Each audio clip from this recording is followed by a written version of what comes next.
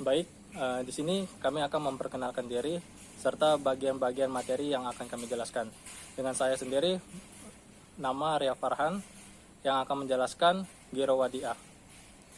Saya Wanila Gusdini yang akan menjelaskan Giro Mudharabah. Perkenalkan, nama saya Anggiri Teningsi yang akan menjelaskan bagian deposito mudharabah. Baik, di sini saya akan menjelaskan mengenai Giro Wadiah. Dalam perbankan syariah, dikenal adanya produk berupa Giro Wadiah dan Giro Mudharabah.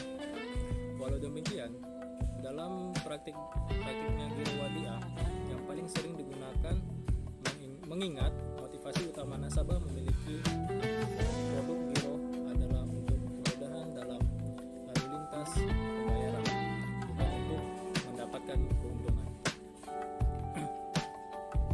Giro Wadiah adalah penempatan dana dalam bentuk giro tanpa mendapatkan imbalan.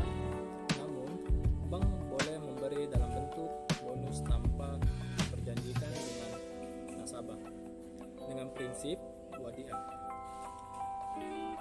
Giro Wadiah merupakan giro yang dijalankan berdasarkan akad wadiah, yakni titipan murni yang setiap saat dapat diambil jika pemiliknya menghendaki. Giro Wadiah terbagi menjadi dua, yaitu wadiah yang adalah titipan wadiah di mana barang yang dititipkan sama sekali tidak boleh digunakan oleh pihak penerima titipan. Sehingga dengan demikian pihak yang menerima titipan tidak bertanggung jawab atas barang tersebut apabila terjadi resiko yang menimpa barang yang dititipkan. Penerima titipan hanya memiliki kewajiban mengembalikan barang yang dititipkan pada saat diminta oleh pihak yang menitipkan secara apa adanya. Yang kedua itu adalah wadiayat ad-damana, adalah titipan wadiah yang mana terhadap barang dititipkan tersebut dapat digunakan atau dimanfaatkan oleh penerima. Oleh karena itu, pihak menerima titipan bertanggung jawab atas resiko yang dititipkan sebagai akibat dari penanggung jawaban dari barang yang dititipkan, seperti resiko kerusakan dan sebagainya. Tentu saja, ia juga wajib mengembalikan barang yang dititipkan pada saat diminta oleh pihak yang menitipkan. Mungkin selanjutnya akan dijelaskan oleh teman saya. Baiklah, di sini saya akan menjelaskan tentang Giro Mudharabah. Giro Mudharabah merupakan instrumen penghimpunan dana melalui produk giro yang menggunakan akad mudharabah. Giro Mudharabah harus mengikuti fatwa DSN tentang mudharabah. Mudharabah mempunyai dua bentuk, yakni mudharabah mutlaqah dan mudharabah muayyadah. Yang perbedaan utama di antara keduanya terletak pada ada atau tidaknya persyaratan yang diberikan pemilik dana kepada bank dalam mengelola hartanya, baik dari sisi tempat, waktu maupun objek investasinya. Perhitungan Giro Mudharabah ada dua, yaitu yang pertama itu hasil perhitungan bagi hasil dalam angka satuan bulat tanpa mengurangi hak nasabah. Itu terbagi dua lagi, yaitu pembulatan ke atas untuk nasabah dan yang kedua pembulatan ke bawah untuk bank. Yang kedua ada hasil perhitungan pajak dibulatan ke atas sampai puluhan terdekat dalam hal pembayaran bagi hasil. Bank syariah menggunakan metode end of the month. Ketentuan umum Giro Mudharabah. Yang pertama dalam transaksi Giro Mudharabah, yang kedua sebagai mudharib.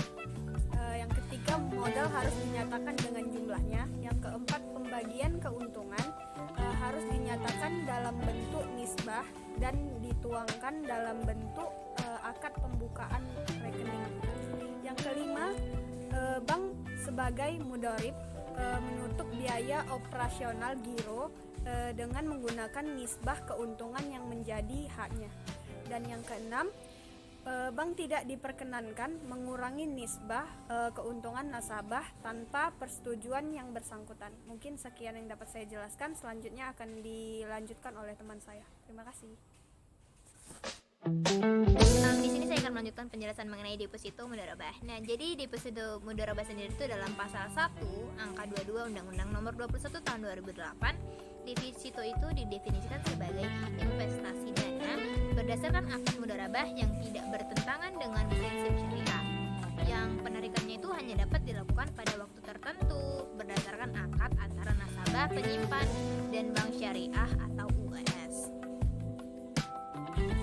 Lalu deposito mudharabah sendiri itu merupakan dana investasi yang ditempatkan oleh nasabah yang tidak bertentangan dengan prinsip syariah tentunya, dan juga penarikannya itu hanya dapat dilakukan antara bank dan nasabah investor.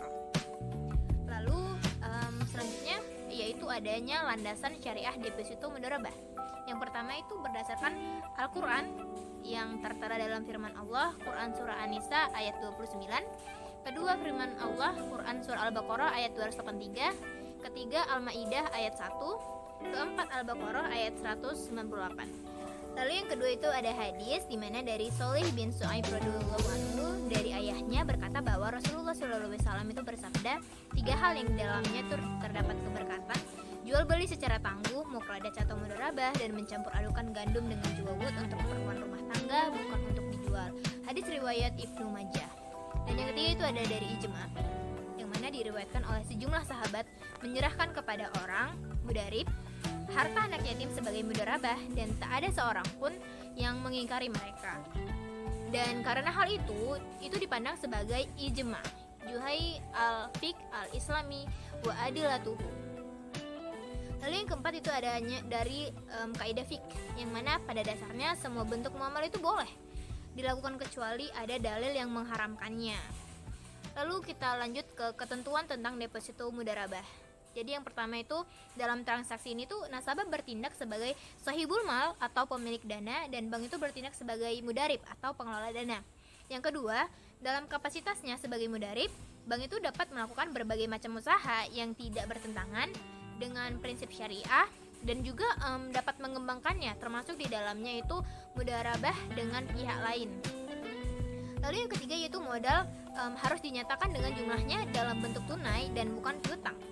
Lalu yang keempat yaitu adanya pembagian keuntungan yang harus dibayarkan, yang dinyatakan dalam bentuk nisbah dan juga dituangkan dalam akad pembukaan rekening. Dan yang kelima yaitu bank sebagai mudharib penutup biaya operasional deposito dengan menggunakan nisbah keuntungan yang menjadi haknya.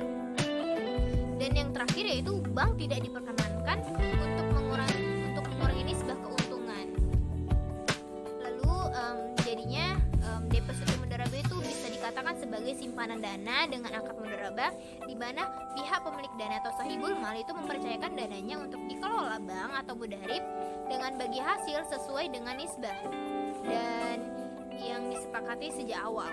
Dan juga semua permintaan pembukaan deposito sendiri itu semua permintaan pembukaan deposito mudharabah sendiri itu harus dilengkapi dengan suatu akad atau kontrak atau perjanjian yang berisi antara nama, alamat, si sahibul mal, jumlah depositonya, jangka waktunya, nisbah pembagian keuntungannya, dan juga cara pembayaran bagi hasil dan pokok pada saat jatuh tempo, serta syarat-syarat lain deposito mudharabah yang lain. Itu saja yang dapat saya sampaikan mengenai deposito mudharabah. Lebih kurangnya saya mohon maaf. Terima kasih telah mendengar penjelasan kami.